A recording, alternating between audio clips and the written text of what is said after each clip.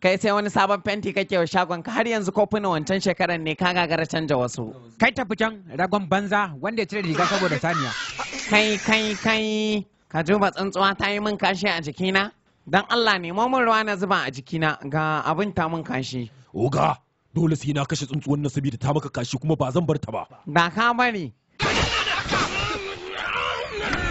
Ka duba tsuntsuwan da dutsen dukan sun ɓace? Ya dutsen ya shiga ne. Ko ta ina wannan dutsen ya fada? Me kake nema? Ka duba dutsen da na jefa ya bata? Wow, ka duba ashe ga dutsen nan ya fado? Ya bi tsuntsuwan nan ya je ya kashe ta. Kai, ya za ka je ka zuba ma mai gida na fenti sai na jawo ka ƙasa. Subhana.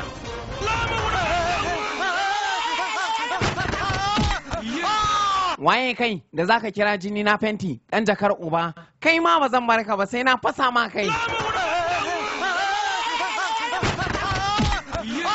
Wayo Allah sun kashe ni. Subhanallahi na fasa mai kai. Akan me zaka jefe ni da dutse? Ni kake jefa? To wallahi sai na fasa ma kai. Ba zan yafe maka ba.